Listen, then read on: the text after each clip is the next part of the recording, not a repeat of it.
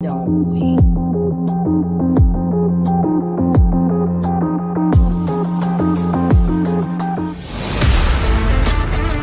Coming from a married couple who investigates all things supernatural, most people forget one side of investigating, the everyday human side. Before investigating, they had to learn everything that's involved with cases, all the while balancing their marriage, family life, friendships, and work life. Twisted Ascensions brings an inside look at how their marriage works on and off cases, spreading the knowledge they've learned over the years about trauma, drug abuse, dealing with spiritual gifts, protection work, and so much more. Dive into the world of a paranormal couple that doesn't shy away from hard questions, but rather offers raw and unfiltered answers. Listen to the good, bad, and ugly stories of various topics and hear from other investigators, past clients, and colleagues within the field. Now, your host of Twisted Ascensions, Caden and Allissa Mask.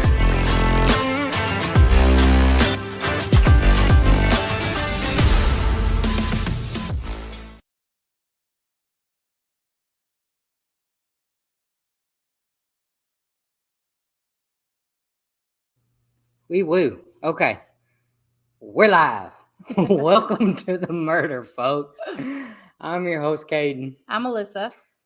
Oh my goodness. Okay, so this is Twisted Ascensions if you're new here. This is not our usual setup. This is not at all. We are at one of our locations currently that we manage in Corinth, Mississippi. We are at the lovely Coliseum Theater. It's in downtown Corinth. And I know that introduction was crazy. However, we thought we were froze. So we're just going to slow back down, take it easy, and explain to you why we are where we are. So this past couple of weeks have been crazy with the weather. Yeah, the weather has been keeping us from doing a show. Todd and them, they got a bunch of weather as well. So we're actually supposed to be doing an investigation this weekend. So instead we thought we'll just bring you along for the ride. Here we have our K2 meter set up there. We have a flashlight set up there. I brought our ghost box that I just built. It's with us as well. We thought tonight that we could kind of do some spirit box sessions. Mm-hmm. After a while, that's probably going to be after the final break, mm-hmm. just so that it's not the whole night. But since we were just talking about all the natural disasters, everybody got hit pretty well or pretty bad. Everybody's life is kind of in turmoil. Yes. Right now. Well, that and then all this stuff going on in the news. Yeah. Like every day, it's like everybody's getting hit with something. Mm-hmm. Something. The weather was like between the weather, the politics, financial issues, everybody's kind of having a hard time tonight. Or, well, this month, this year, really and truthfully. 2023, like, we knocked everything off the Jumanji table and slapped like Monopoly on the table. Yeah. Like, so far, that's how this has been. It has been roller coaster for sure. For sure. I mean, we found out your mom had cancer. Mm-hmm.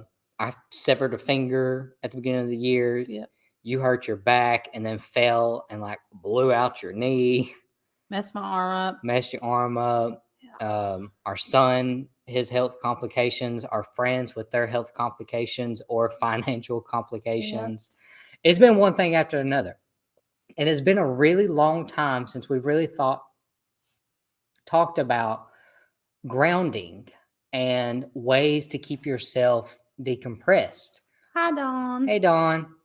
Decompressed or in tune. Well, I think a lot of people are struggling with in-tuneness right now, and it's just my opinion, only because it is so chaotic, mm-hmm. which is so odd. Not to me, because I'm human. I get it. It's just an odd factor in it, because when things are chaotic is when you really need to be in tune. Yeah. But sometimes I think it can feel impossible because there's so much chaos going on around you that you just feel like it's impossible for you to even relax enough to attempt to meditate, much less to put yourself in tune with everything. So it's really, really difficult. It is. And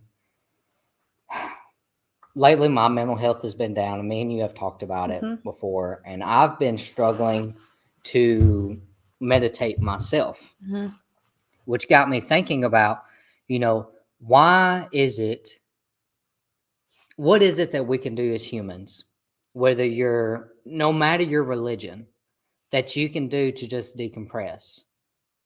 Everybody has that one thing that is their go-to when they get angry. It calms them down. It may be music, it may be driving on the back roads, it may be crafting, but there's also a deeper sense of everyday things that nobody even thinks about as a type of meditation. Yeah. Well, I think a lot of people also have this collective misunderstanding of what meditation is. Like, a lot of people really believe that it's sitting there with your sense of touch and your sense of alignment in your body and all of these things, and you have to, there's just almost like yoga. Yeah. But it's not like that for everybody, and there is no like standard of meditation. Like, there's just not. Like, most people forget that simply taking a shower or taking a bath, a bubble bath, I did that today, is a way of grounding. It's when you look at what grounding is or what meditation is, it's whatever makes you tranquil, in a tranquil state. Well, yeah, meditation isn't really a physical act. It's a state of mind. Yeah, it's like your own way of putting yourself in a sedation. Right. With our clients, we have talked to them about ways that they can ground themselves. And we talk about it often when we go on investigations or if something becomes overwhelmed. Grounding is crucial. It's very crucial. Yeah. It's very critical in everyday life. So let's go through the elements and let's talk about different things that you can do that ground you. And those of you that are just tuning in, if you're wondering why I'm looking, we have a flashlight set up there. We have a K2 meter set up right there. We are at our haunted location and we're doing our show. So if either one of those kicks off, that's why. Yeah. Well, okay, so let's start with your element, which is water. Well, that is my element, yes. But I also have things outside of elements that can ground me very quickly. Well, let's do the elements first and then we'll go to that. Okay. Does that work? Or can those things be intertwined with the elements? They all have the same effect for me, so it doesn't matter if it has to be intertwined. It doesn't. Okay, so let's start with water. Okay. Excuse me. We just talked about taking a shower, taking a bath. It doesn't have to be the ocean or a creek. Yeah, it doesn't have to be that. Did you hear the footsteps? I heard them. Okay. I want to make sure I wasn't going crazy. That just put me completely off topic. So sorry. What y'all are saying behind us is exactly what we're seeing in front of us, and it was footsteps coming down. That's why I looked up. Anyways, it doesn't have to be this grand show when you're taking a shower, taking a bath. Like, you don't have to throw herbs in there for it to work. You don't have to throw Epsom salt, which it's helpful. Yes, Epsom salt is it doesn't have to be witchy. No, everything's not witchy. You don't have to do that stuff. I'll tell you what, even with water, our son has done that, just his feet. Yeah, like in this much water when he's super anxious. Like with him, he's little, so things that make him anxious or struggling with homework or anything like that, and he'll go outside and take like a 5-minute thing and just be in the grass. Or he will go in the bathroom and turn the water on in the tub, and just enough to get his feet wet and close his eyes for a minute, and he's good. Like, it works that way. And what it is, when you do the water technique and you're in there, it's like it's washing away your negativity. Same when you have crystals. When you have to cleanse your crystals, you go run them underneath spring water or set them outside for moon water, depending on what they are.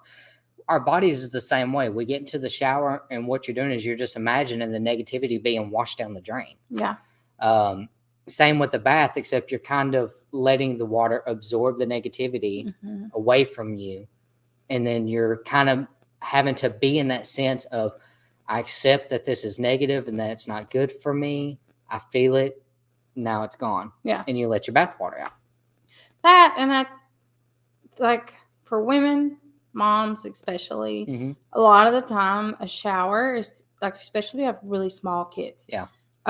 Your shower time is like the only alone time that you may get, right? Yeah. So even if it's only a 5-minute shower and you're trying to just hurry up and get out because you have a list of things to do, in that 5 minutes, if you need to cry and let your tears run down the drain, it's an actual thing, and you would feel 1,000 times better when you got out because you are at a centered.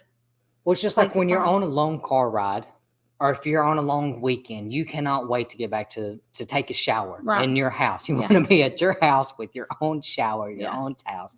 You just feel so much better. And that's kind of what, I mean, that's not kind of, that is what it does to you. It is a natural way for you to ground yourself and just let that just go away.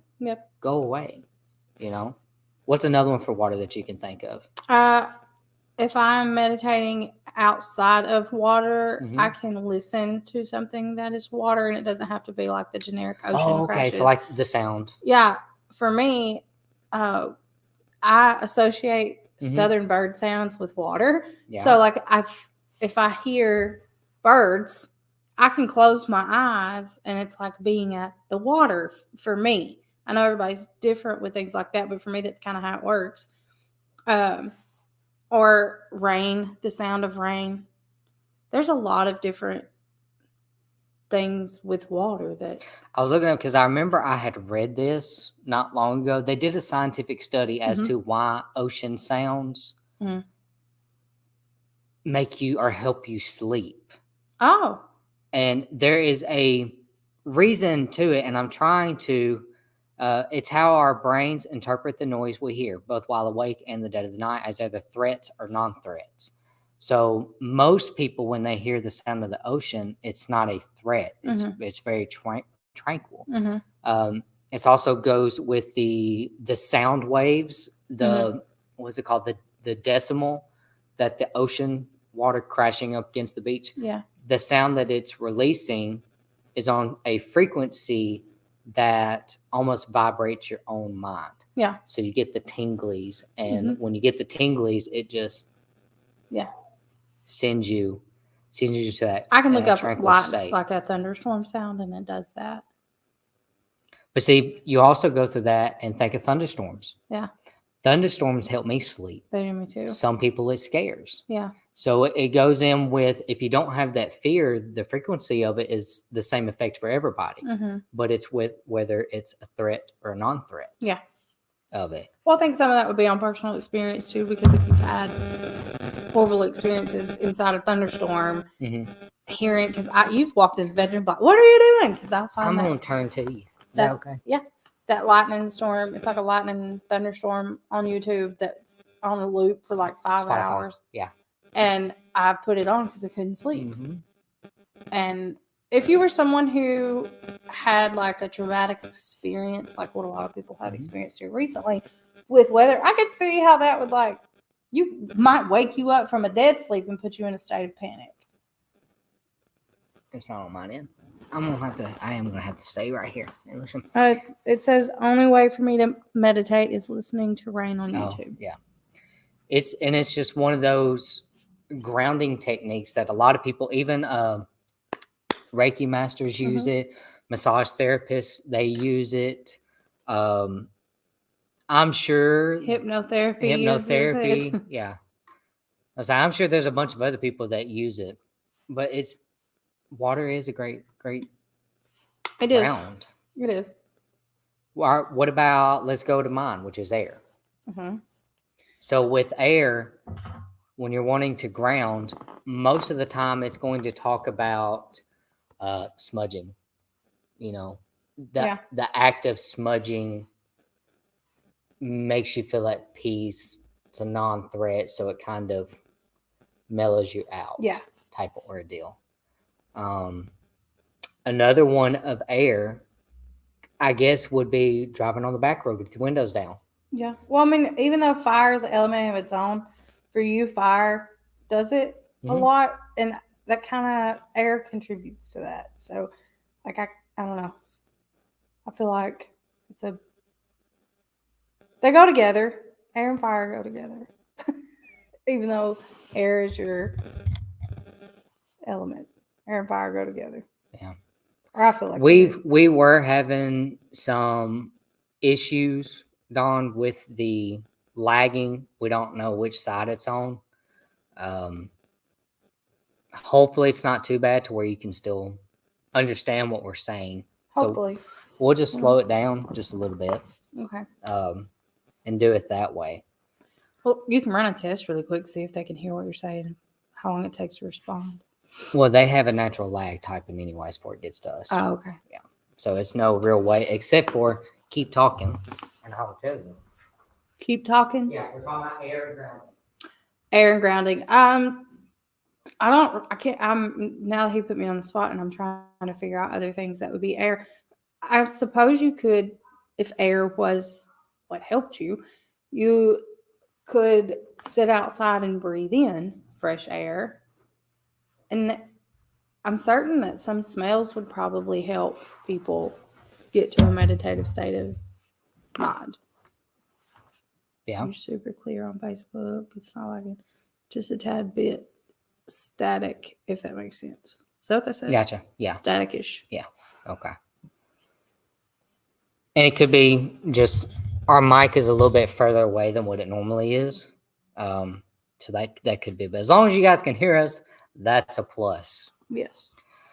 Another, I don't really have when it comes to grounding and air. Yeah. I don't really have one other than being outside in the wind blowing. Mm-hmm. But that coincides with earth because I want to be barefooted feeling the earth. Mm-hmm. Oh my goodness. I know. What? I don't know, man. What? I don't know.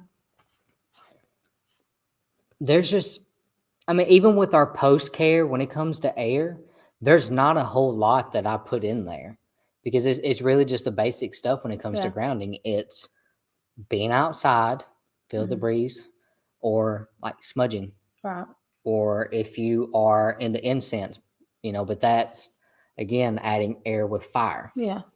But we can kind of segue into it. Stop that. I'm sorry. Stop it. I'm so sorry. I don't know what's happening. I don't know what's happening. As soon as whoever said, I figured where you're at, someone wants to be known that they are there. Did y'all hear or see it beep? Just curious. Because I was sitting here reading that comment, and then I heard it beep. So those of you who are just tuning in, we have a K2 meter there, and we have a flashlight in behind us as well.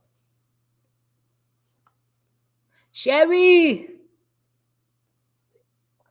Anyways, you cannot have fire without air. So fire, far for us in the South. Fur.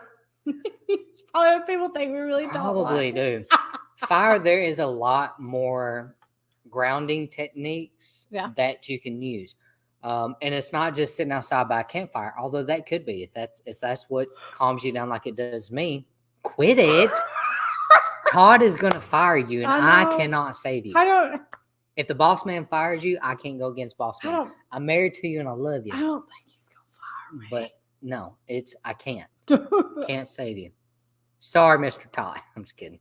I don't know what's happening. Like, all of a sudden. You're just getting drained. All of a sudden, I can't quit yawning. Man, oh man. But you can listen to the campfire. I love that as well, but it's not necessarily grounding. Grounding can also coincide with smudging, but it's the feeling of the fire that's grounding. It reminds you that you're human. You feel the heat off of, like, light a candle. I don't have anything on me. You light a candle, and not to where it's going to burn you, but just to where you can feel the heat, and you're focused on that. And it's, I'm human. I'm here right now in the presence. And you're focusing on that. And it's like, whew, you burn all the negativity away. You just burn it away. Tea light candles. Well, tea light candles. I had to think about what you were talking about. It came out all sorts of messed up. I was like, tea candles? What's a tea candle? We got a fella hick from the sticks. Yes. Well, we're from Mississippi, so you know, we're way out yonder on Chattahoochee. We're not in Chattahoochee. We're not in Tennessee. That's much better. You're the only 10 I see. Well, I did miss a sip. I did miss a sip. I cannot. Anyways, fire is great. When it comes to grounding and cleansing, though, your crystals can be cleansed by the fire as well. A lot of them, you do have to be careful, because some, when you pass over a flame, no matter how quick, it will charcoal it or damage it. So you have to do your research on it. But it cleanses it. Another good one for fire. Fire is not just fire itself, but when you think of fire, you think of heat. You think of heat, you also think of brightness, the light it illuminates. Yeah. Same can be with the lighting, a lightning storm. Yeah. You know, at least some of the research I've done, they coincide the two together. Yeah. So watching a lightning storm is really great. Really great. This next one, Earth. Earth. I like to feel Earth. Earth is probably the greatest, in our opinion, the greatest and best form of grounding that you can get, or that you can do. So, random question: have you ever laid on your belly and hugged the earth, gave outside? Yeah, gave the ground a hug. I don't lay on my stomach. I lay on my back like this, and I'm usually fondling the grass. I'm doing this, and I'm just fondling the grass. Or I'm real nice. Or I'm rubbing my legs, doing crickets with the grass. Yeah. You know. Yeah. But yeah. You said. Listen. Hopefully the earth doesn't hold it against me. Boss man gonna fire you. Boss man is gonna fire me. He is. He's gonna fire me for sure. I just said fondling on the radio. I said it again. You have actually said it 3 times now. Oi. You kick back off YouTube. Can't get on YouTube. That was my flag. There was my flag. Oh, foul on here. Yeah, you did. Anyways, with the earth, there's numerous of different ways to ground. The most effective that we found is simply walking outside barefooted. Take off your shoes and just go for a walk. You don't have to constantly walk. You can just stand there and imagine the negativity in your body. It's running through your veins, right? So it's going down into the earth. Just going down. A good way to do that is the lighting method, where you sit or lay and you start out at your head and you imagine the sun beaming. That's rude, Train. It is really rude. You imagine the sun beaming a light, on your head, and then you envision that slowly working itself down your center core body, and then it's pushing everything that's bad out through your feet and into the ground, and it's gone. I've done that. That one's worked for me. Yeah. They're making fun of me because the train was rude. It is a great one. And I forgot one for air. Let's go back to air real quick. Okay. Breath work. Don't know why. I was trying to remember. I was like, there's another one for air. Breath work is a great grounding technique, especially if you really do some digging into how breath work works. Different ones. Tap therapy works. Yeah. That's not really air. That would be like earth, because you have to touch. But tapping works. Yeah, it does. Fire can also, not fire. Earth. Another good one for Earth when you're grounding is kind of like what you said, where you go outside and you're hugging the earth or hugging a tree, quite literally, just kind of putting your hands around the tree. I've never done tree. I have hugged the earth several times. Well, Meg, our friend and fellow colleague with Northern Ascension, I think it's the funniest, cutest thing in the world. She bumps into a tree when we were investigating. She turns to the tree and says, "I'm sorry," and keeps walking. It's funny. It is. It's quite funny, but it is true. Most types of religions and spiritualities, they believe that nature like that, they are a living thing. They are. You are too. I know, but I'm saying, for argument's sake, most religions teach. Most religions teach that all of the earth is connected, and thus all of it deserves respect. Right. So you can go outside and touch anything. Having plants within your home is a very good grounding experience, not a technique, just an experience. It's itself. instant serotonin for me when I see all my stuff, and it's not even in my house. It's like on our little sitting patio, and when I see all my green stuff, I'm just like, and I'll talk to them. And I do believe in that, though.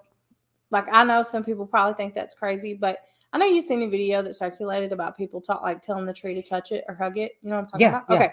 So I talk to my plants, and you can't convince me that it doesn't work.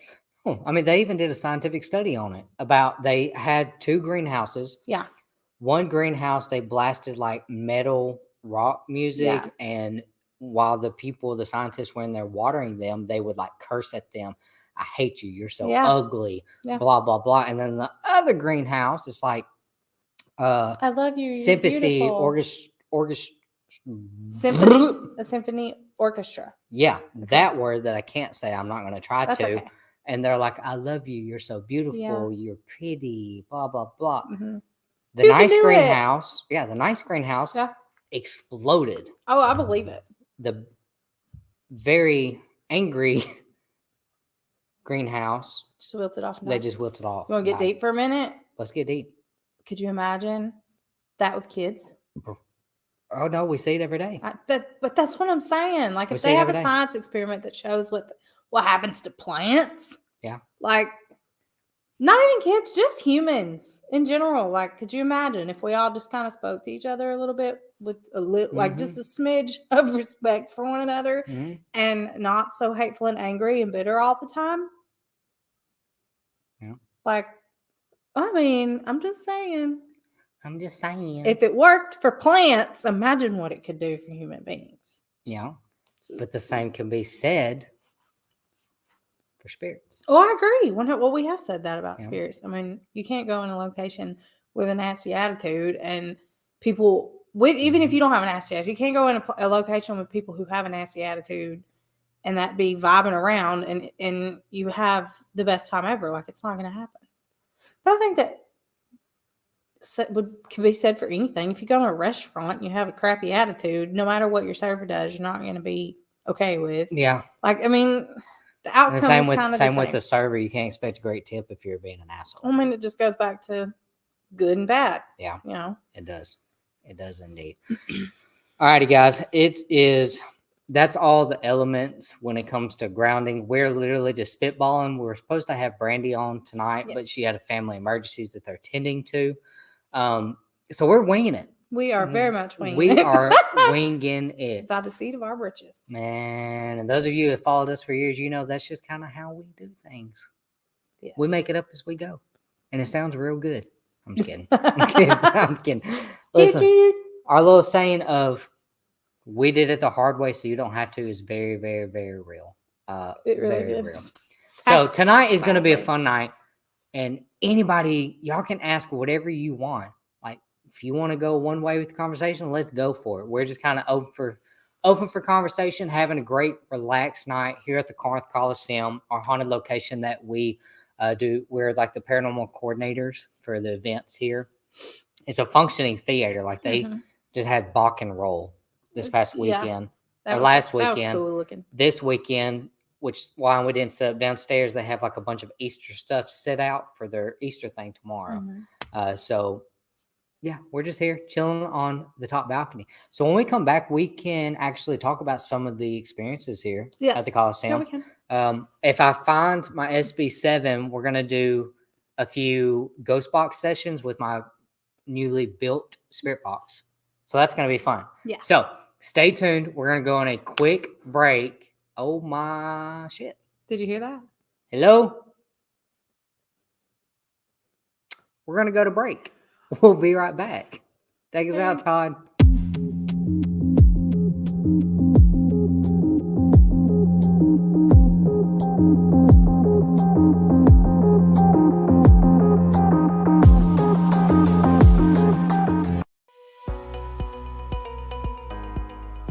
Only 5% of our patterns of behavior are driven by our conscious mind.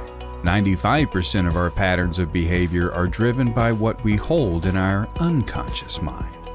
Root cause therapy is a holistic healing modality using advanced testing methods to help you identify and shift the patterns and beliefs holding you back from achieving goals, changing unhelpful patterns, or stepping into the relationships you truly deserve. Using no drugs, no chemicals, root cause therapy will help make your unconscious thoughts and beliefs conscious in order to achieve lasting change in a focused amount of time. Deidre Sanford is a certified root cause therapy practitioner, energy worker, and psychic medium who knows her clients truly deserve to heal their deepest wounds in a safe container. By combining her skills in your root cause therapy program, Deidre will work with you to bring what's hidden deep in your mind to the forefront and to create lasting change. Root cause therapy is proven helpful in overcoming anxiety, emotional eating or spending habits, low self-esteem, and many other unhelpful patterns based in your past experiences and incomplete emotional cycles. Contact Deidre today to learn how root cause therapy may assist you in letting go of that which is holding you back from achieving the life and relationships you truly deserve. Contact Deidre by calling 630-506-8381. That's 630-506-8381 or schedule your consultation at DeidreLSanford.com.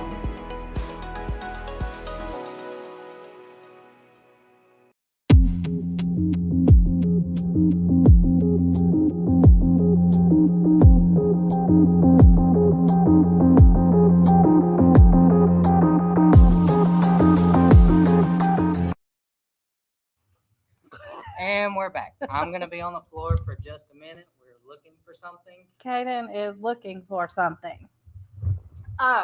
So. If you're just tuning in. Oh no. If you're just tuning in. It's out real quick. This went south. Okay. So our topic of discussion was really up for discussion. Yes. We are at the Corinth Coliseum currently. Do y'all hear that? And we just had a couple of equipment set up, and we weren't expecting really anything to happen, but Spirit does what Spirit wants, and everything is going nuts. We are hearing chairs slam. The K2 meter is going off. There's all sorts of racket in the house. Yeah. Which is, you can't see it where we're at, but it's to my right down. So it's down there. And the chairs are like, I don't know what you call them. What kind of chairs do you call them? Fold chairs. Fold chairs. If you went to an old school movie theater, those types. Yeah. Yep, that's it. Thank you. All right, grab that mic. Let me set you guys back up here. Okay.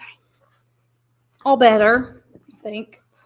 I don't know. Can they hear us? Can you guys hear us? Let me move out the way so you can See that? see the K2 meter going crazy.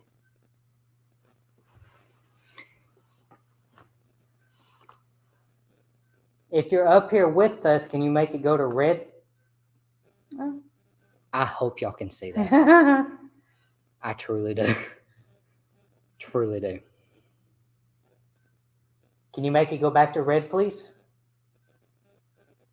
Thank you. Wait, keep it on green. I don't know. Can y'all hear it and see it? I think they can because it's green. Yeah. So that's green, orange, red. Yeah, you can see it.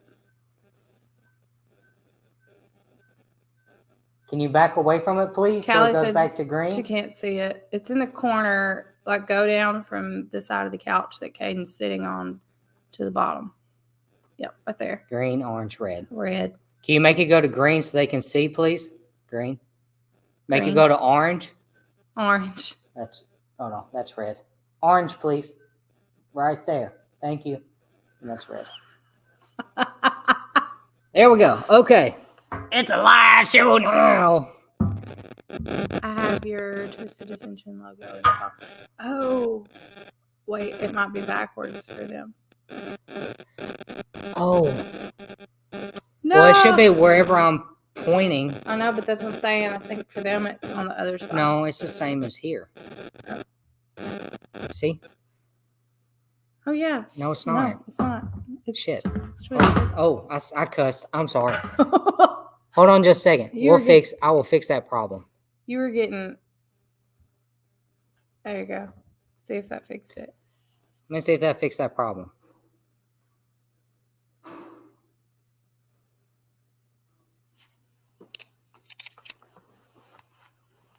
That sounds like a human.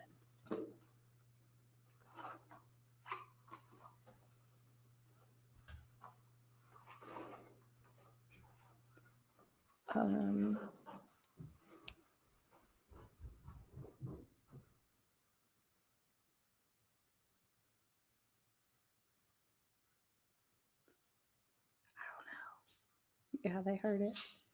Y'all heard it?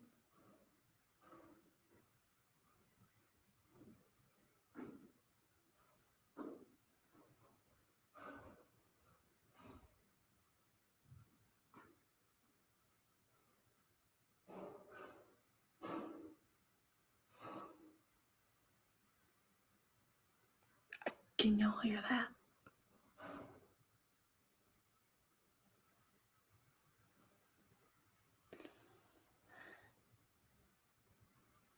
So odd.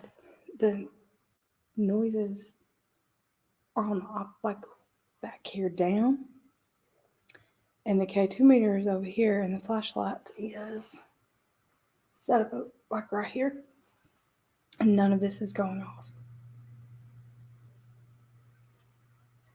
It stopped.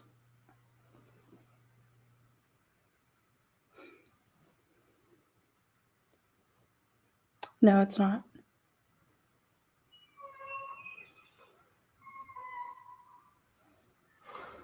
That was the front door. I feel very awkward. I don't know what to say, guys.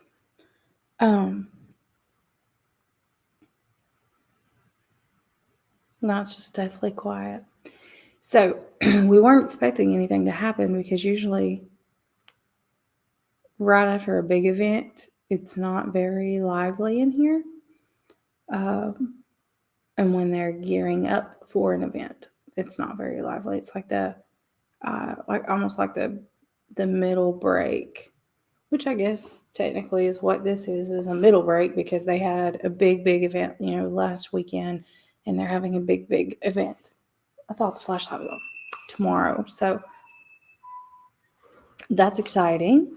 And they're rock and roll this past weekend. There was a lot of live music and a lot of people were here. And that's not Caden. Oh, I'm trying to read, guys. No, it wasn't Caden. I don't know what it was. He went to see because it was so loud. It was hard not to think it was human. So he did go to check. But back to what I was saying, it's usually not lively in here right after a big event. And so we didn't expect it to be. We were kind of hoping it would be, but we didn't expect it to be. And it has been so far. And I think a lot of it's because we're not paying any attention to them and we're just focused on this. And that very well could be what's happening. You good down there? Yeah, I went outside in the alley quick like and there's nobody there. So there's nobody else here? No, Because they heard it. nobody's here. Nobody's outside. Is the wind blowing? No. Wind's not. And the K2 meter stopped, I'm assuming? Yeah. It did.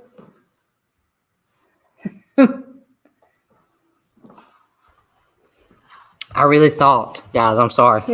I really thought that it was a human. See how fast my heartbeat's going. Like I Good went, Lord. I went into Mercy. You was looking to get somebody. I went into my training mode. Doing this number right here. It's gonna pop you a ghost. I thought it was a human. It did sound like it was. And I They thought it heard was- it, and then they okay. were like, "Is that not Caden?" Now I was like, "No, that's not Caden. Now the door opening outside. That's not." This sounded like it was right here, but Mm-mm. below It us. was here and here. And that's why when I got downstairs, the doors, what's going to be the gift shop, Mm-hmm. that's what it sounded like it was going. And it kept doing that till I got to the front door. And I easily unlocked it. I was looking in the bumper of the truck because it mirrors it. Mm-hmm. Couldn't see nobody. Threw the door open, ran outside, nobody. Went to the alley, nobody. And you know how long that alley is. Yeah. It would have took them sprinting at least 5 seconds to clear it. And I was within 2 seconds. I wonder if it's because we're ignoring them. Could be.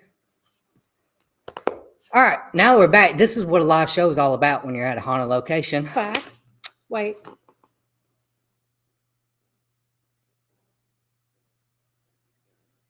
That's it again.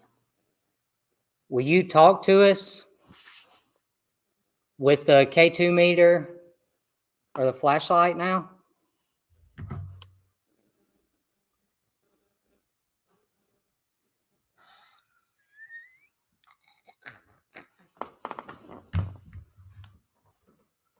Hey, go right here.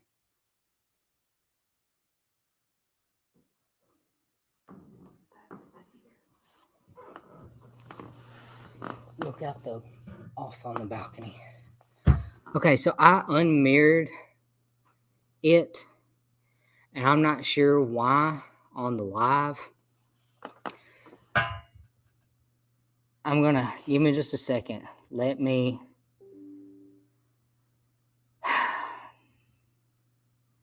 It's mirroring it here. Todd, I don't know if I can take like the title off or not, because I know that you guys can't see it. But if you can hear it, that's a plus. That's a plus.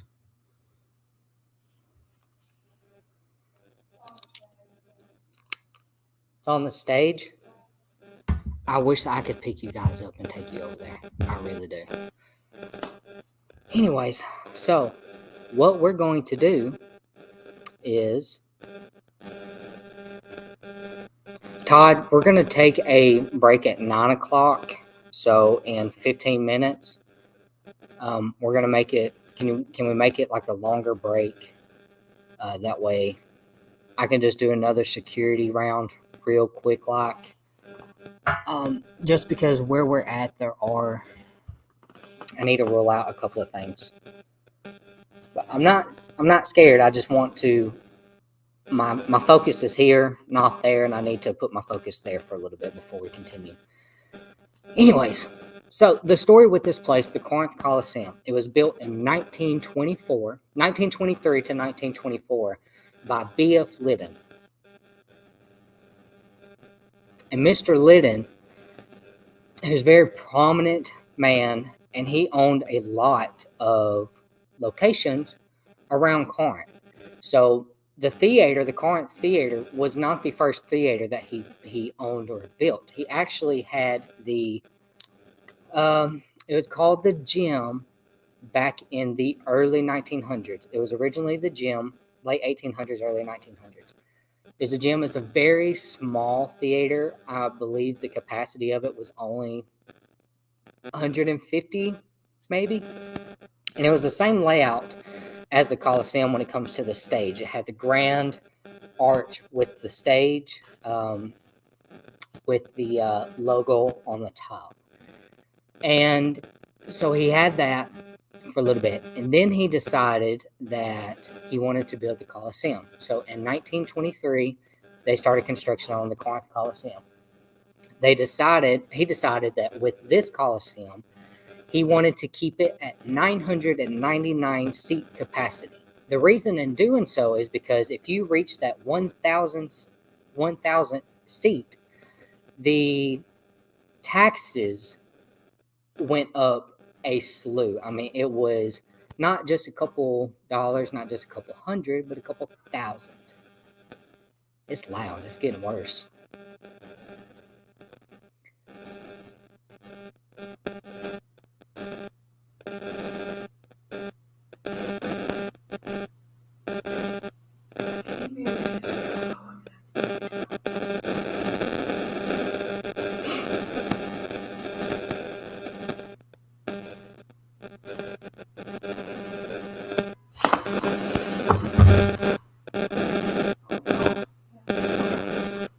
Keep talking. Just a second. Did not expect the show to go like this. This is wild. Live. Okay, it has picked up outside. Okay. You guys can't see it. When we got here, like I said, they had the rock and roll thing last week, so they still have the setup on the stage for the. I don't want to call them a symphony. They might have been. I'm not really sure. And it has music stands, and they had sheet music, and there's sheet music scattered all over the stage.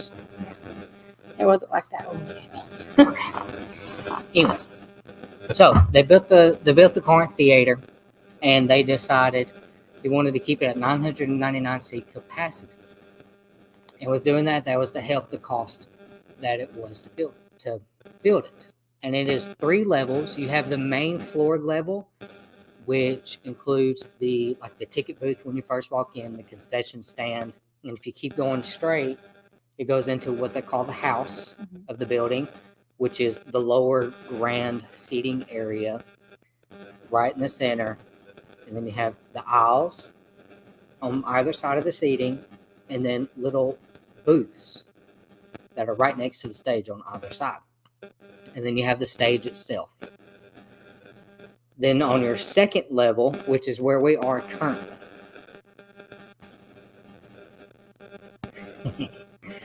the second level, which we are, what is called, this is the mezzanine, or is that the, yeah, these are the mezzanines. So this right here is the same as over there. So what you're seeing is exactly what's on that side. The only difference is there's nothing in this corner, but there's a door in the other corner. It goes down. That goes, goes straight across to the attic part. Mm-hmm. So over on this side, look at that face.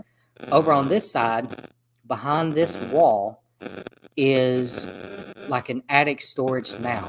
But after talking with a couple of people, the directors of the Coliseum determined that it's true that there was actually a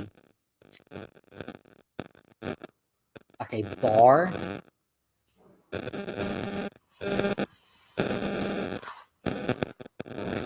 Ew, what?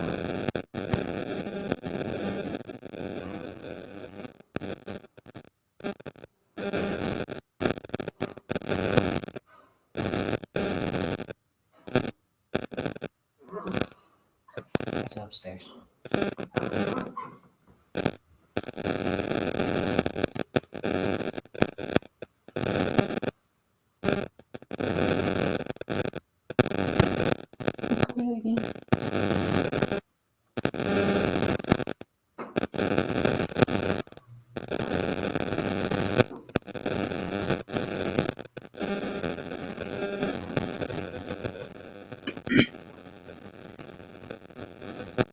Interference.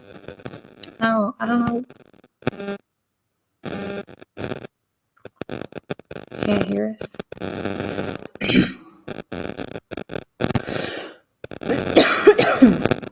I don't know why.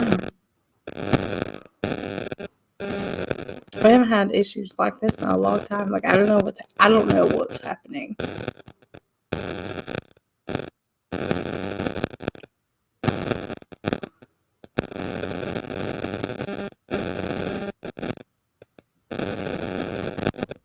That's Caden. Above us.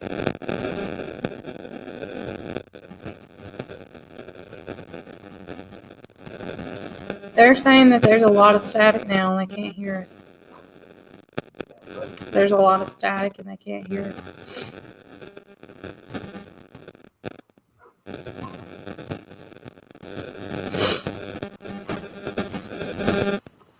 Nothing. Yeah. It's coming from the attic up there. So is it wind? I think it's wind. Okay. That particular sound up Yeah. there that was nonstop. Yeah. It's the vent. I think because the original turbines are still up there. I think the wind's spinning it and it's causing a suction and it's sucking up the vents. Gotcha.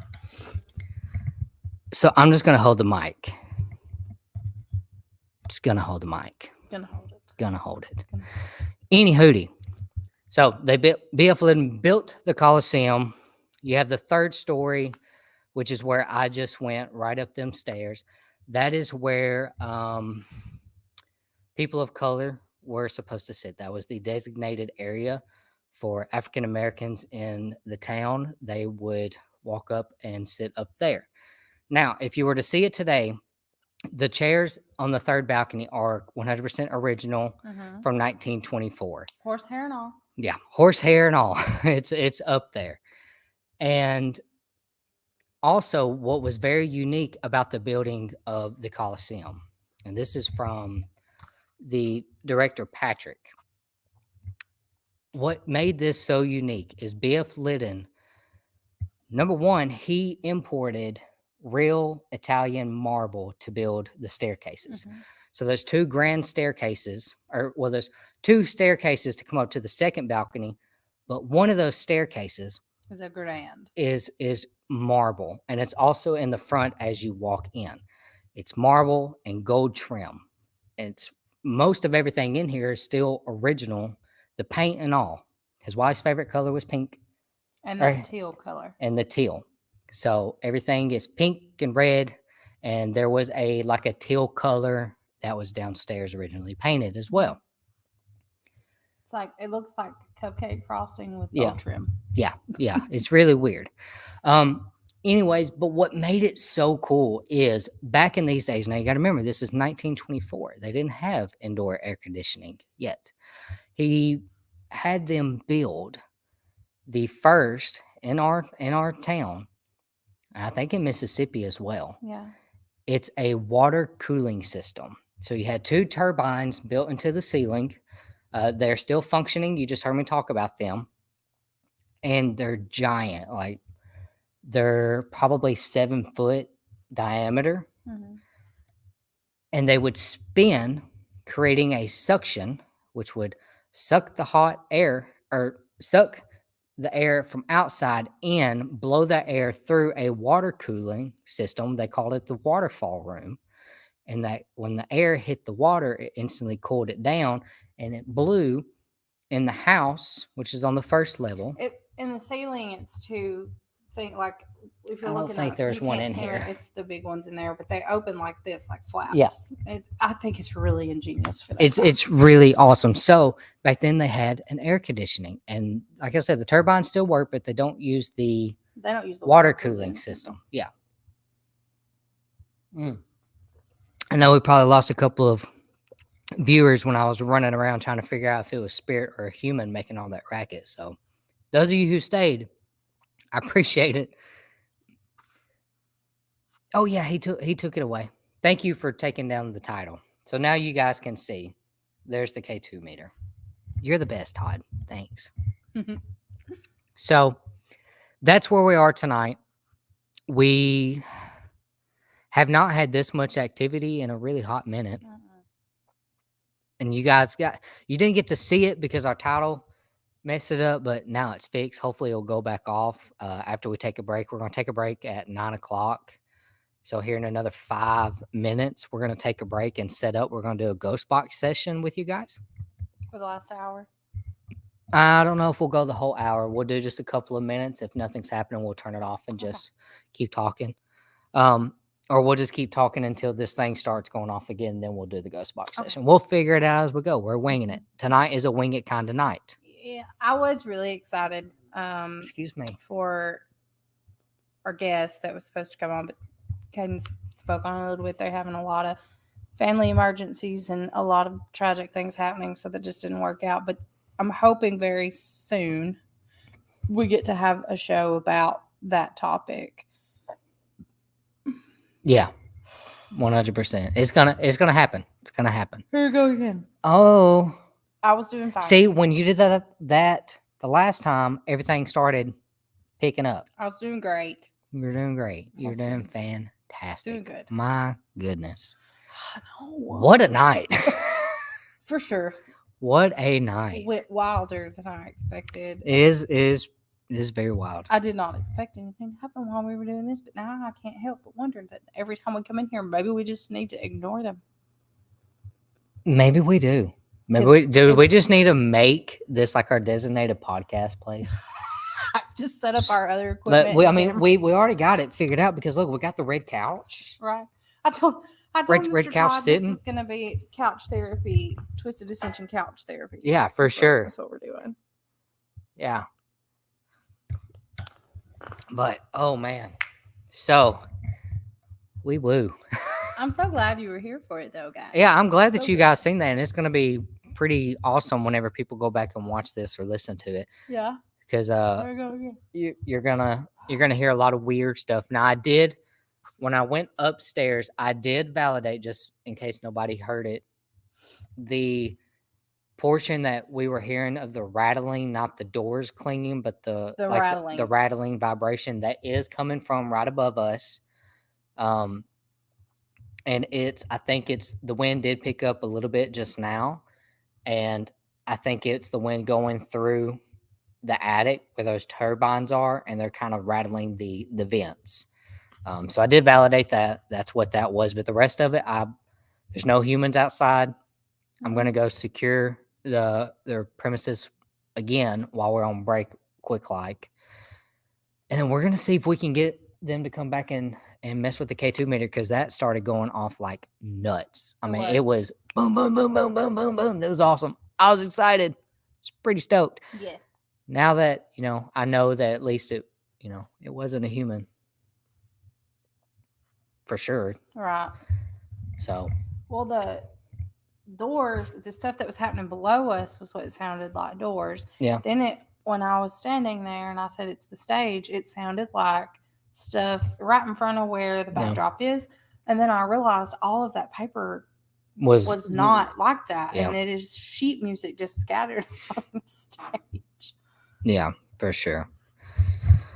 Oh, me. Oh, my.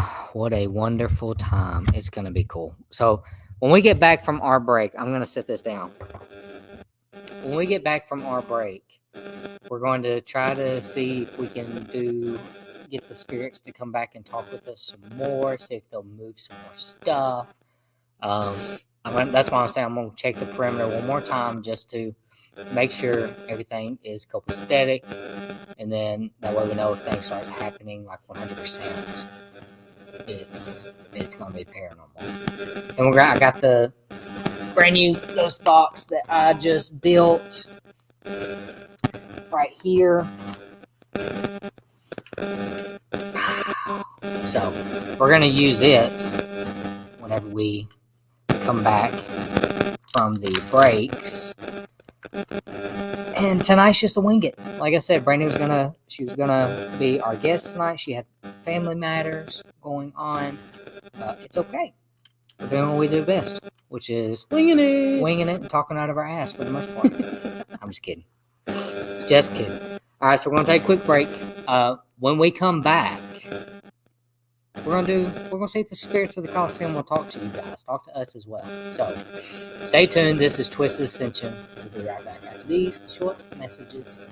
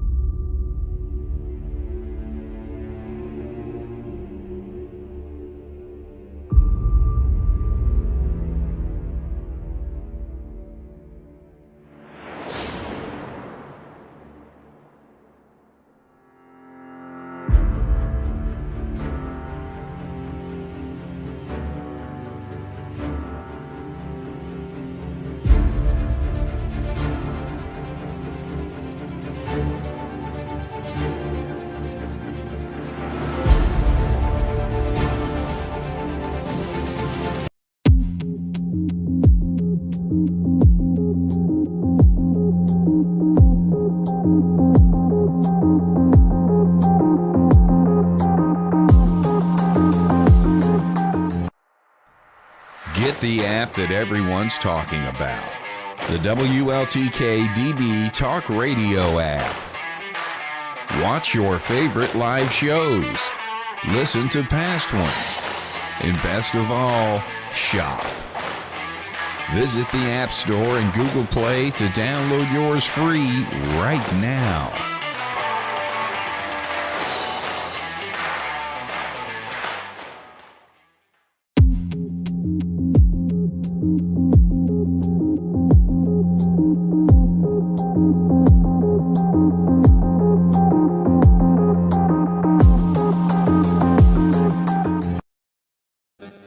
Welcome back to the show, folks. This is Twisted Ascension. I'm your host, Caden. This is my wife, Allissa. and we are at the Corinth Coliseum. It is one of our haunted locations that we run paranormal events out of.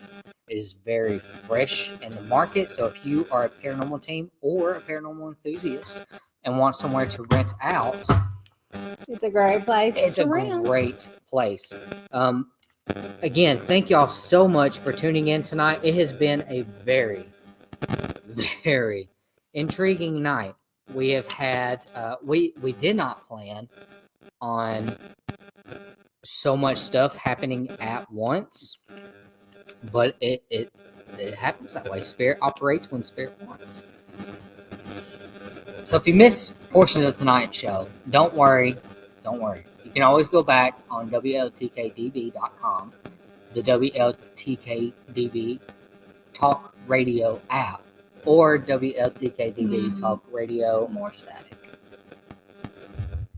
WLTK-DB Talk Radio, the group or the page.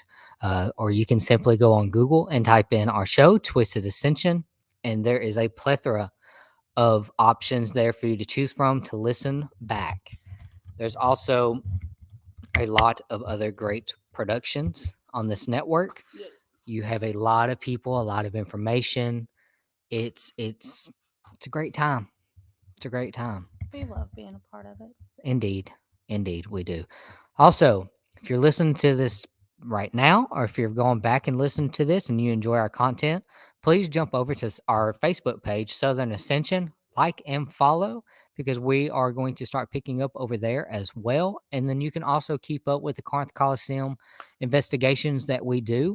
We're getting in usually about once a month, sometimes twice. It's a great time. We enjoy doing it.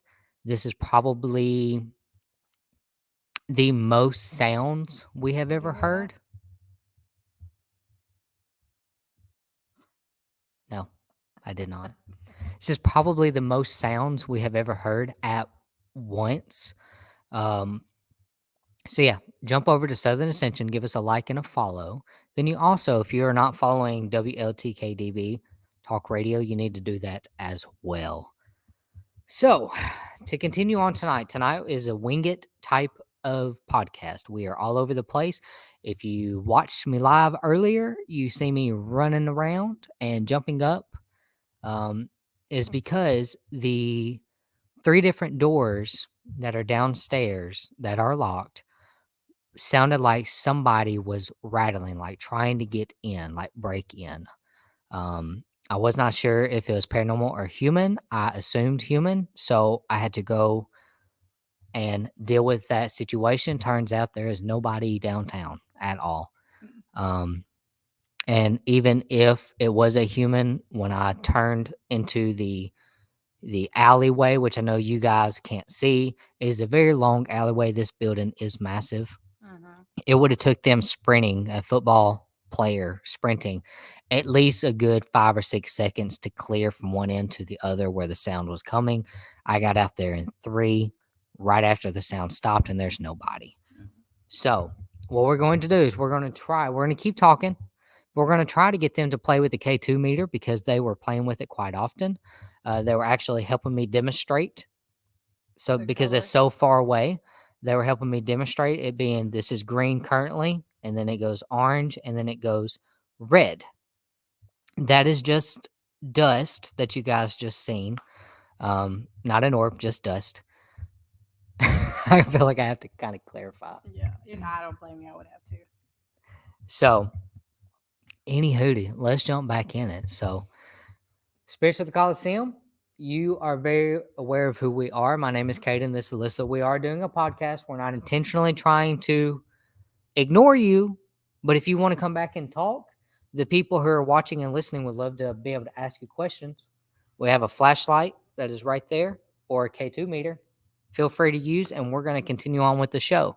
If you want to join in, you just hop right on in. Hop right on in. Hop right on in. I did just see something over there. A chateau? Yeah. So before we went to break, we were talking about the history of the Coliseum and how it was built, who built it, why he did 999 seats, and how it was the first theater or first building in Corinth to have indoor air conditioning. Yeah. Well, let's get into the haunted rumors of the Coliseum. I find this very interesting. What? I find all of the haunted rumors of this town to be very interesting because they're all very similar. I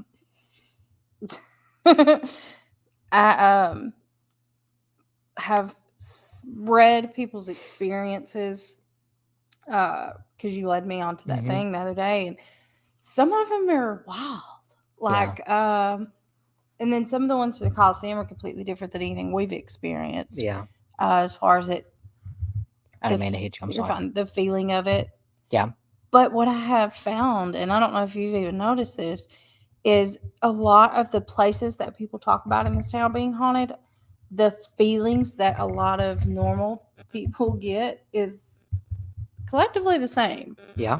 Like there's only a handful that kind of feel negative to people. They're frightened because it's something they don't understand, but it doesn't necessarily feel negative. Like there's not that many where they're speaking of them believing that it's actually negative. It's just that it was unnerving. Yeah. Which is a drastic. Yeah. There's a big gap there. But so like one of the rumors was that people believe that there was a witch spirit that stayed underneath the stage, and they would hear growling and such. Now, we can't validate that because everything that we've experienced and everything that the directors experienced, I hope you guys heard that. I hope they did too. That's a car. Yeah, that one's a car.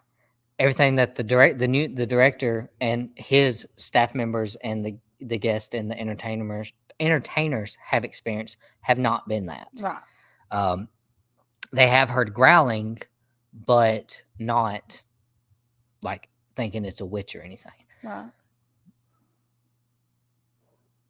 That's those things. That's down there.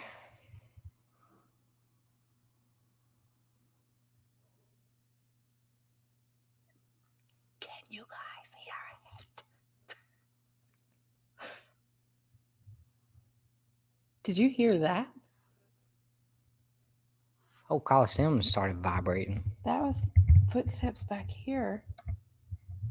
Anyways, we're going to continue talking. Maybe they're going to use this to talk with us. Anyways, what the experience is in the stage, there hasn't been any on the stage itself. They've been very adamant about nobody that they're aware of currently, present time, has had any experiences on the stage.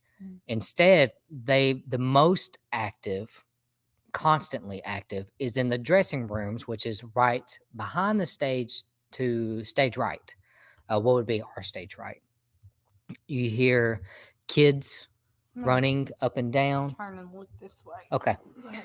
You hear kids running up and down, giggling, very playful in nature. Now, we have done a lot of experiments, or not a lot. We have done some experiments in that hallway. We held 3 ghost hunts. Yeah. 3 ghost hunts. And that was kind of the go-to area because they love the flashlight back there. They love anything that lights up. That is their thing. They love that. But nothing on the stage quite yet.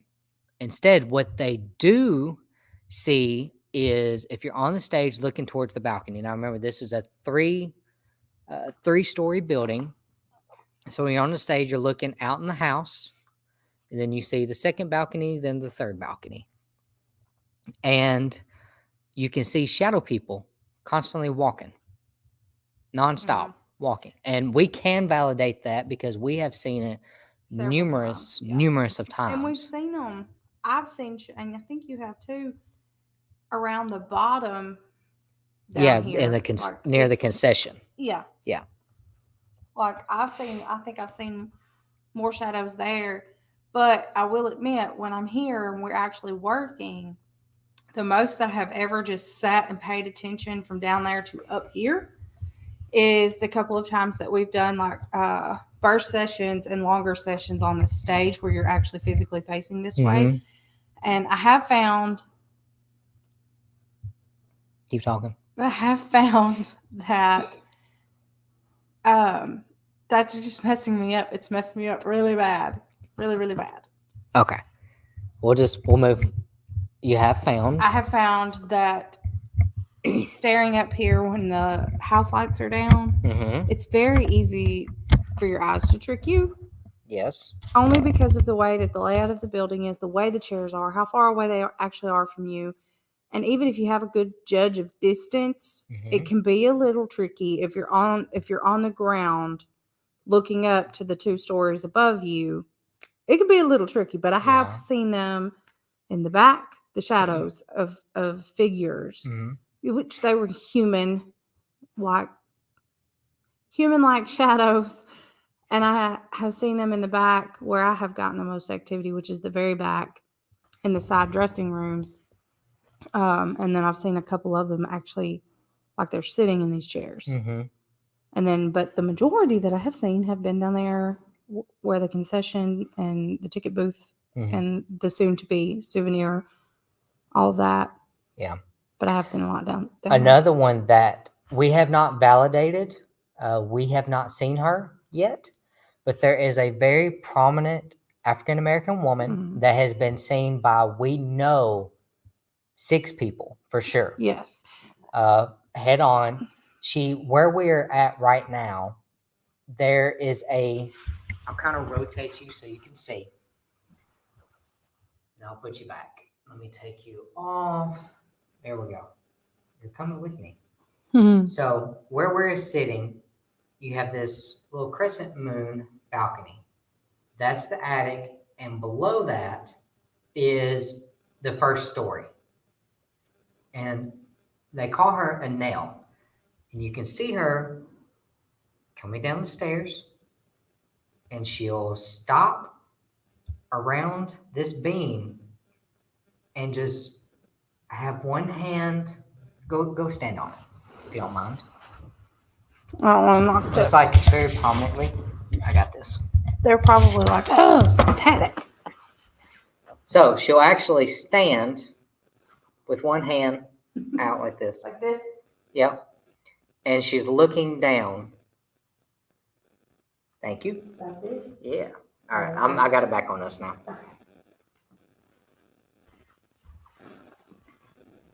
and she's looking down, and she doesn't say anything. She doesn't speak.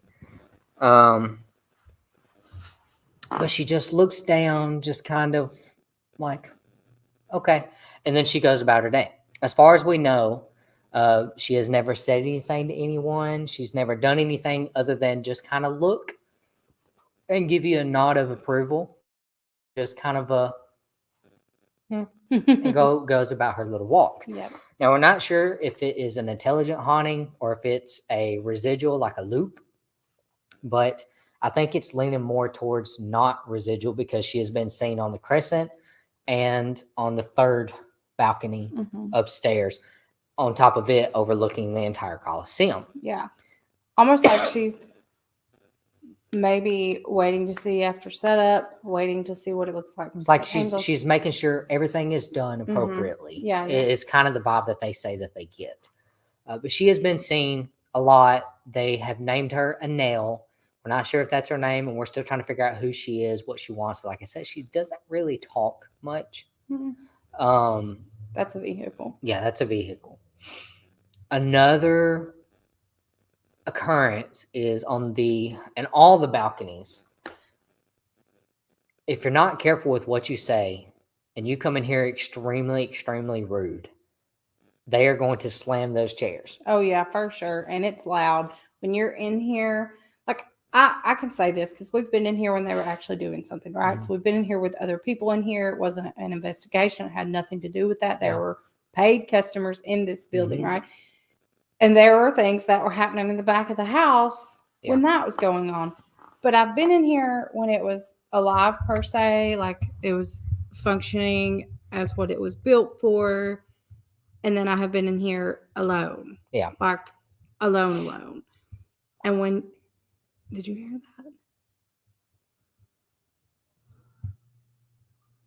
that? When you're in here alone and these chairs slam, it does not matter where you were at in this theater, you're going to hear it. It echoes. It is so flipping loud from up there to here. Like you're going to hear it. Like the acoustics in this building are phenomenal. And if you're a singer, it is a great thing. When you're on an investigation with two different groups, it's not a great thing because even if you're in the dressing rooms, which is all the way at the bottom, and you have a group that's all the way in the attic, if you're just talking like we're talking now, if you're talking like this, just at a normal decimal sound, you can, if you're up here, it's okay. You can make it go to red just to let us know you're standing there. You can actually hear the talking. So it is a bad thing. That's why we try to keep the group sizes to a minimum when we have to run the public ghost hunts where it's multiple people.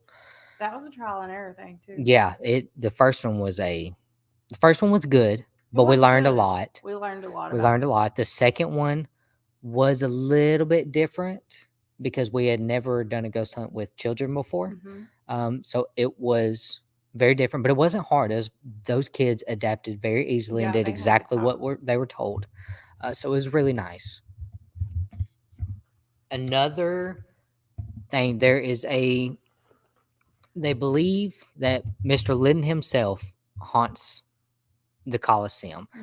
It was probably, if not his most beloved, definitely top 3 beloved properties that he had.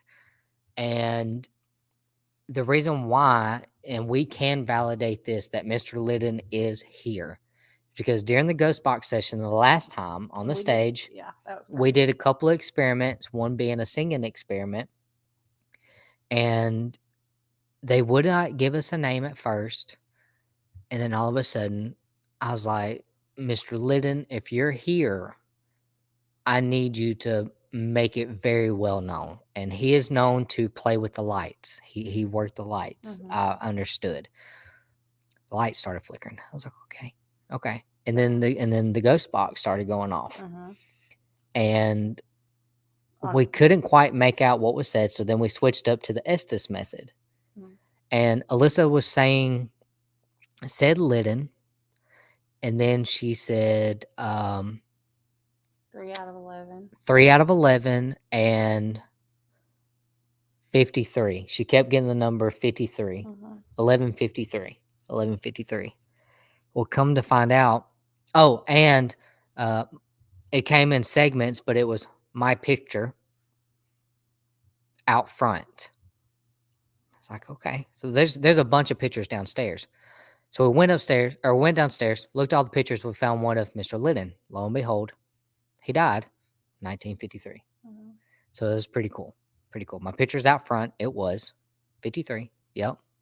And November 11. No, I thought we said the 3 out of 11, like this was his The 3 out of 11 we don't know, but you said 11 and then 53. Oh, okay, I got you. So yeah, we do know that Mr. Liddon is here. He makes himself known by practical. Yeah, pretty practical. He doesn't want any harm. He's more or less almost like a jokester. Yeah. Almost like a jokester. Like that uncle that messes with you, like gives you a rough time. Yeah. Another one they believe that haunts here only because he was a well-known worker for the Coliseum. He was like the maintenance guy. Mm-hmm. He was the one that got into the attic crawl space and he would change all the light bulbs, which I know you guys can't see them, but right above us are two giant circular lights, glass lights. Very fancy. Very fancy, and they're throughout the entire building. It was his job to get up there to replace the light bulbs or to oil the turbines or change the belts. I don't know if y'all can hear it, but every time I stop talking and start cackling, just know it's called something. Something is knocking. Making some racket, and it's popping. And I can't remember what his name is right now. If Patrick was with us or Sam, they would tell us, and we're gonna have them on the show one day. Yeah. But anyways, he also likes to mess with the house lights, not the spotlights like BF Liddon, but the house lights. And this one in particular that's in front of me right here, me and Patrick were downstairs, we were talking, and it started flickering. And I was like, if that's you, insert his name, can you make it blink twice? Blink, blink. I was like, can you make it stop blinking? And it did. Mm-hmm. It's pretty cool. So that's another. Our parrot light went off too. Yeah. Night. And that was like the third time that things ever went off like that. Mm-hmm. It was pretty cool. I like it. It's cool. So it is a very interesting place. It's one of those places that you just have to just keep working at. Yes. Like to get pieces to fit together without forcing them. I'm not, but there a lot of people try to like just grasp at straws and hurry up and put a puzzle together in the paranormal. Like if A and B is too far apart, they try to hurry up and bridge it with the first piece of information they can grab.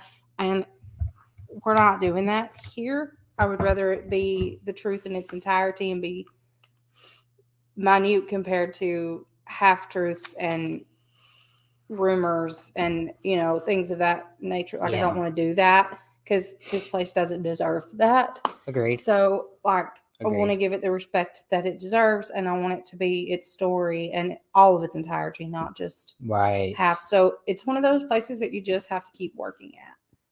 It's been fun though. It has. It's different to take something from that angle for us, I think, because we've done that with clients that we've had to do it with. Mm-hmm. It's multiple visits, it's multiple phone conversations. It's just a lot.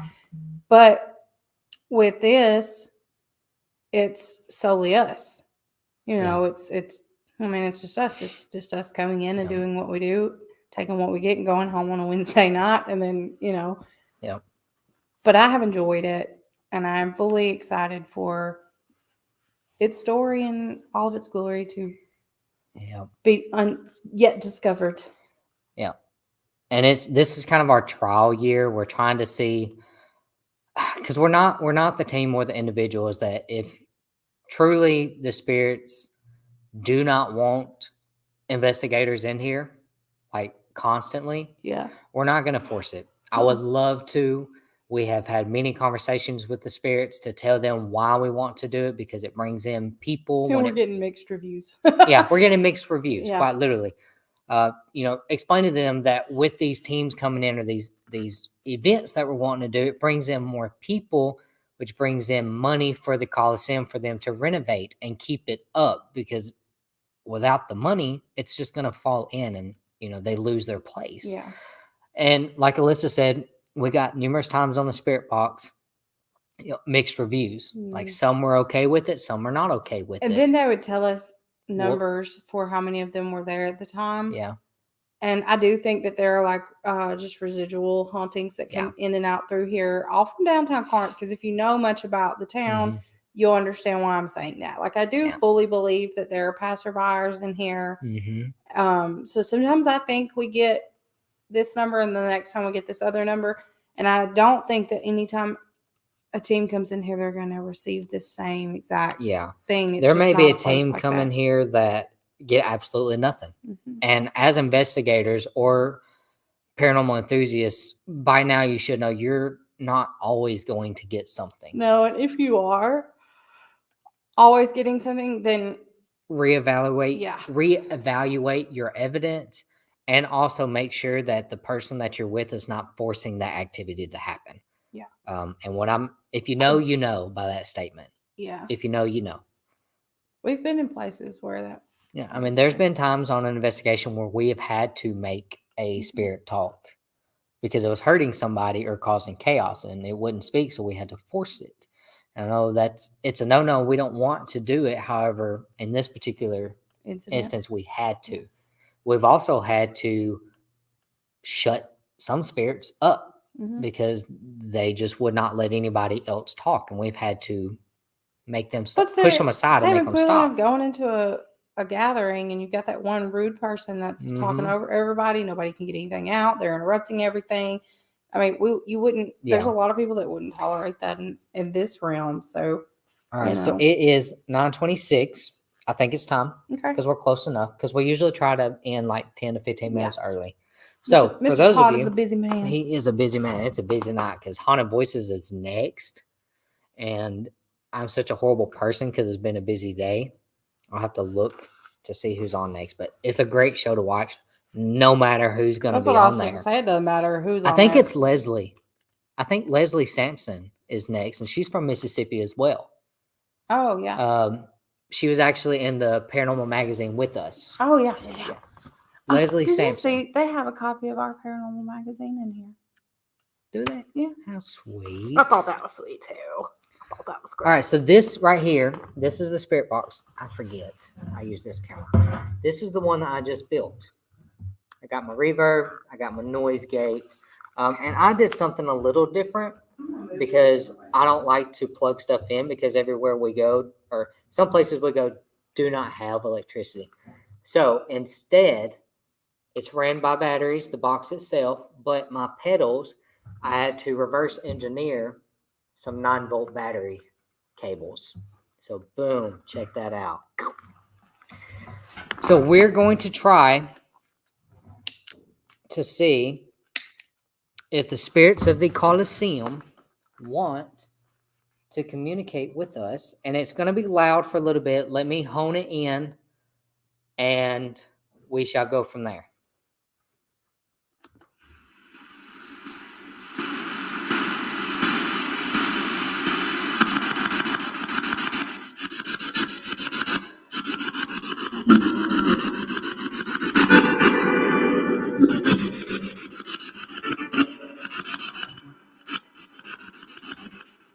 Hello?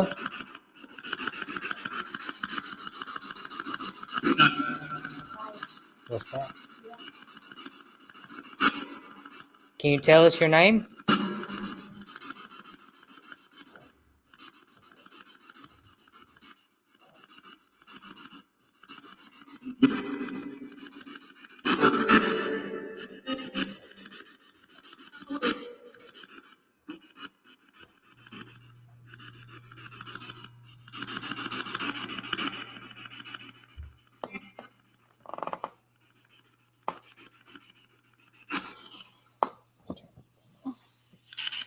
turned cold all of a sudden. It did. It was quite chilly. Is there anybody here that wants to communicate with you?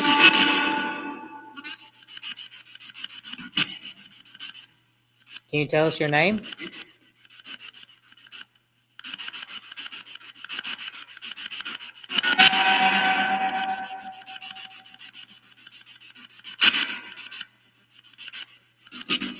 I can't do this backwards. I'm sorry, guys.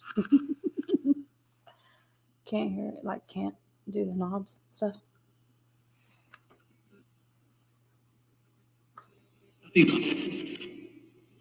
Can you repeat that?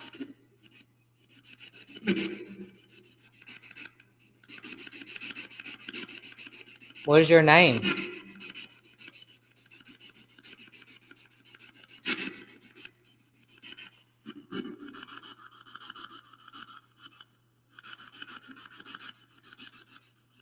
Were you the one messing with the K? Were you the one messing with the K2 meter?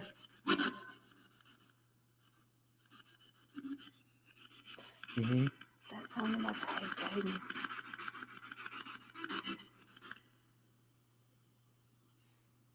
Why decided just quit? I don't know if there's footsteps on the staircase over there. It's not me. Well, I don't know, but y'all showing out wildly tonight. Can you say one of our names?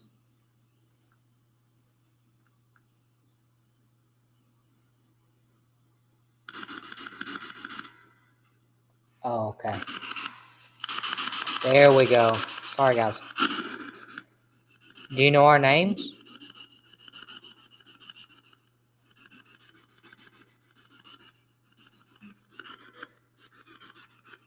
Oh, it froze.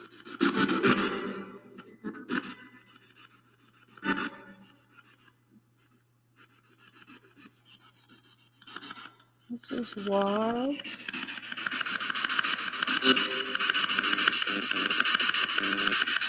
When did it turn green?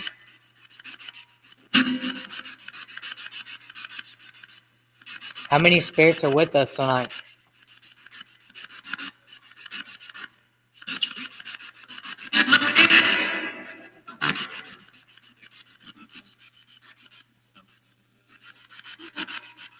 Move your phone on that side.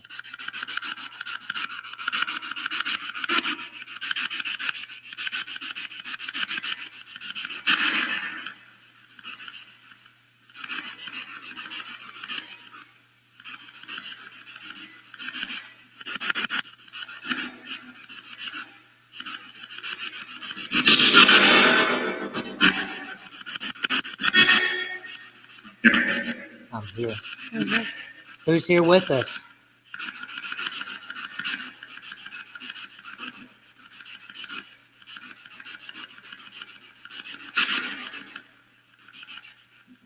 Is that you, Mr. Liddon?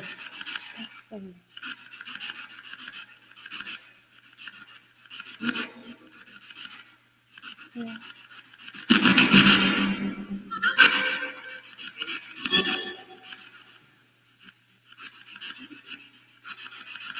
If you're whispering, can you please speak up?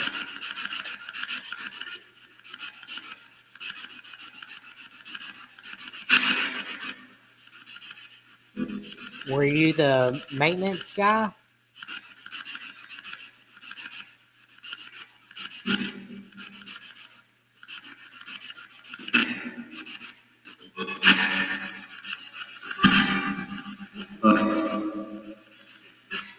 Bob? We'll roll with that. I don't think that's your name, but... Did you say your name was Bob?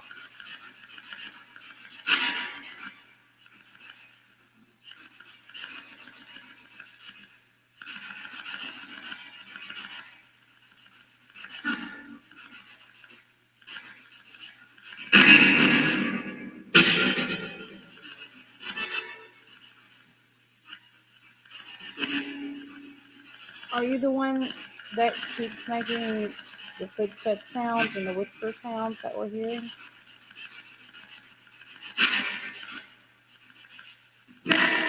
Yeah. Yeah. Is that you, Miss Anel?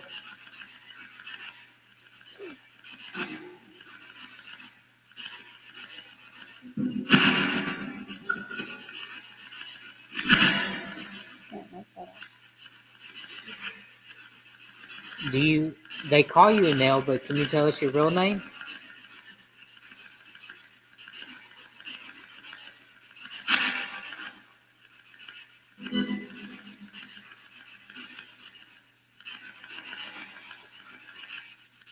And now are you the one that scattered the music sheets all over the stage?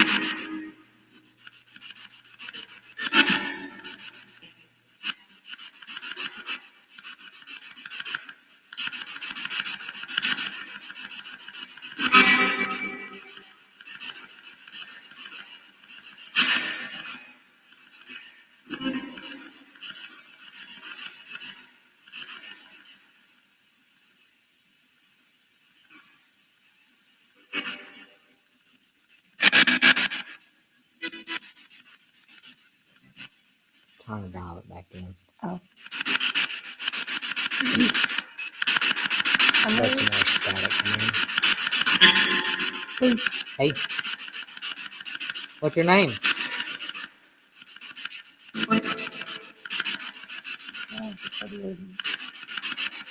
Is this Mr. Liddon? It was.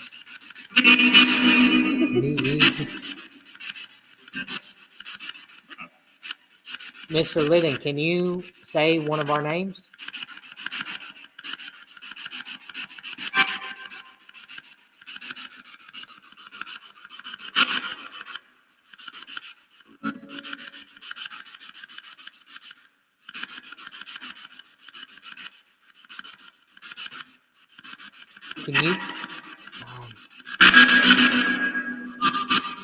Can you tell everybody where we are right now?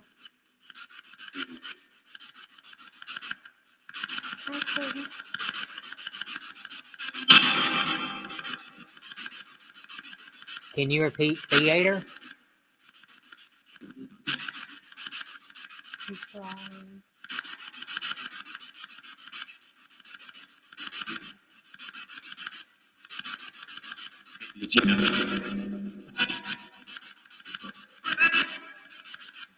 That kind of sounded like mezzanine. Can you say that again? Hi. Hi. Hello. Who are we speaking with now?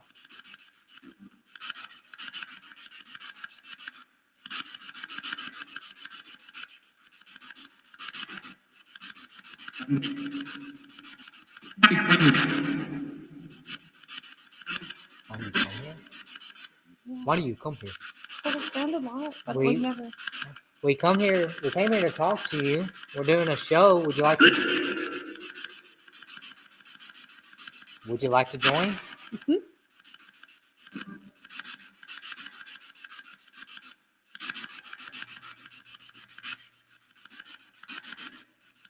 Can you tell us how many spirits are with us?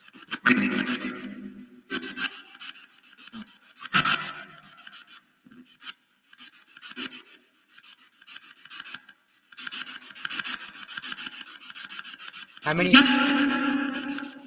Why do they always talk when I'm talking? I don't know.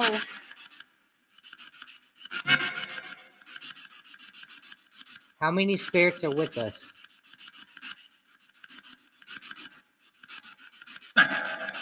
5. Did you get it? I got it that time. Yes, sir. Thank you. Okay. Who is the person who likes to sing all the time?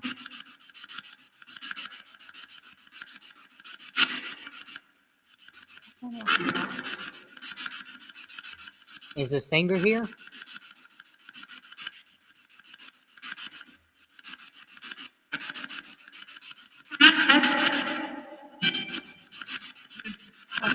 And Rachel. Is there a Rachel here?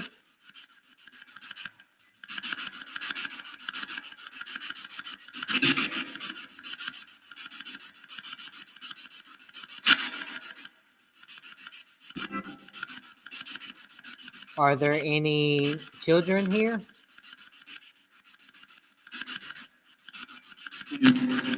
There is. Oh, I kind of like this one tonight.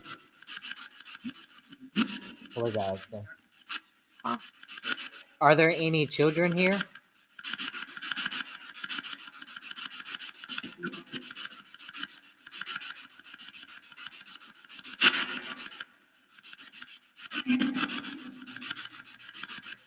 Is there anything that you would like the world to know about you?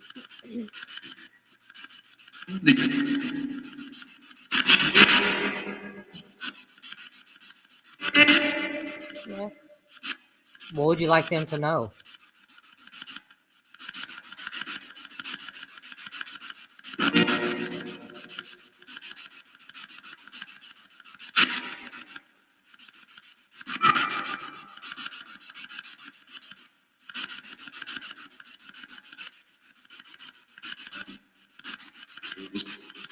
That was me. Can you make the K2 meter go back off again, please? I'm looking at it on the screen.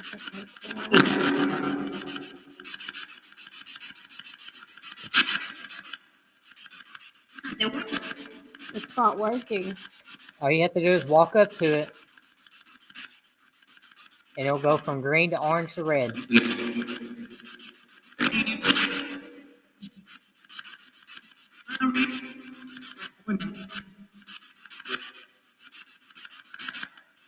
Is that you with the footsteps again?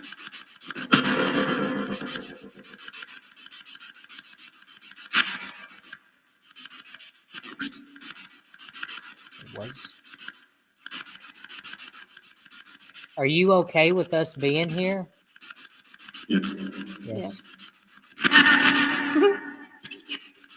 Me too.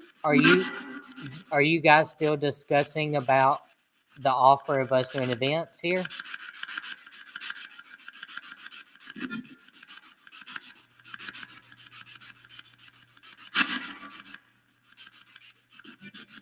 Or have you made up your mind?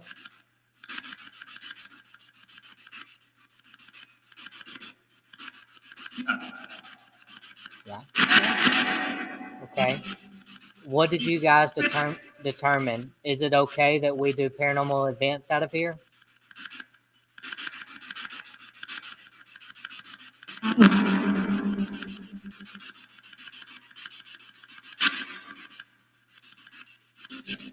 You got to be super clear.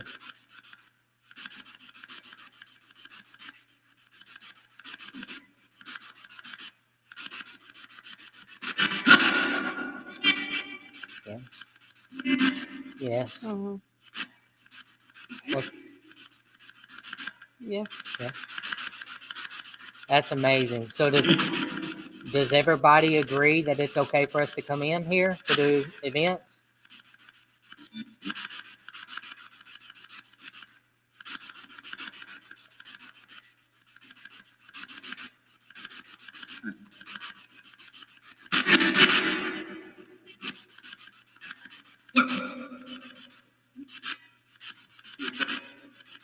Can't make it out anymore. Okay.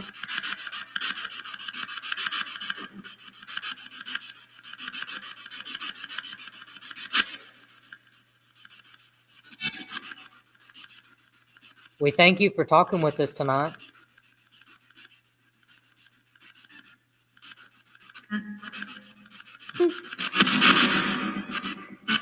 Will you tell everybody that's watching goodbye?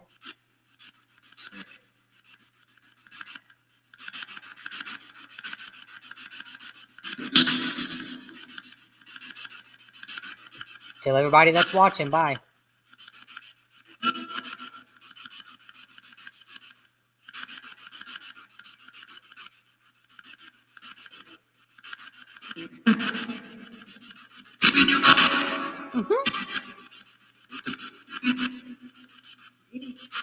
Ready? All right, on the count of 3, say goodbye. 1, 2, 3.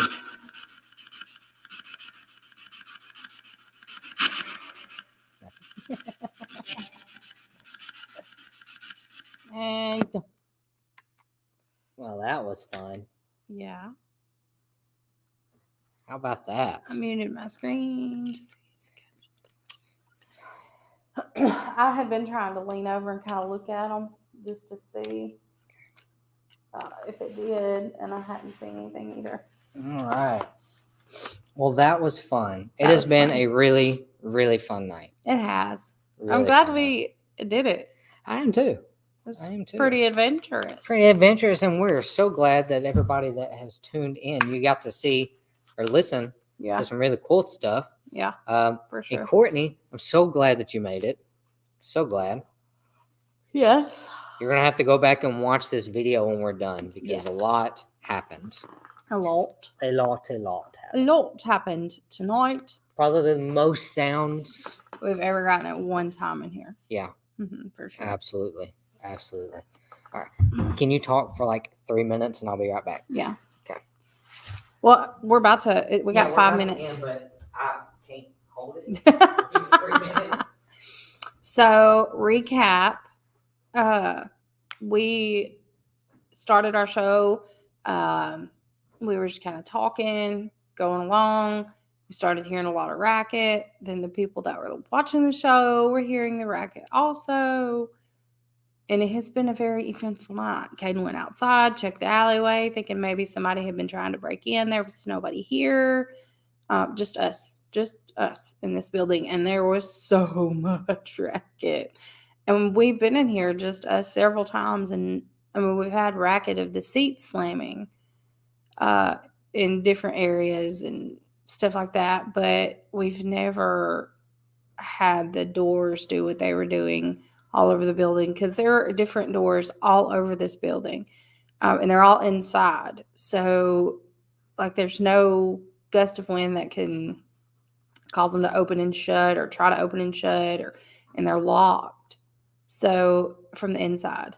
So, it was a little wild. I hope you get to go back and watch it, Courtney, because it's an interesting show. You should watch the recap of the show because it was very lively. My eyeballs were floating. My bad, guys. Goodness gracious. Caden is back just in time to tell everyone to have a lovely afternoon. Oh, yes, I am. Sorry about that. Anyways, thank you all so much for tuning in tonight. I know it was kind of a hot mess express, but for sure, we had fun. Hope you had fun listening to us. Maybe you learned a little something. Maybe not. I mean, who knows? You never know. Can't win with them all. Yeah, for sure. For sure. But if you're watching this, please make sure that you like and follow WLTK-DB Talk Radio if you're not already. But you also need to go to Southern Ascension, like and follow our Facebook page. That is Southern Ascension. Spelt the same as Twisted Ascension, just Southern instead. Yeah. We're going to keep doing Coliseum stuff. You know, we're going to constantly post on there. We're about once a month we're here investigating. We'll probably bump it up to 2. Maybe not full investigations, but little minis. That's for sure. Pop in after work. Yeah.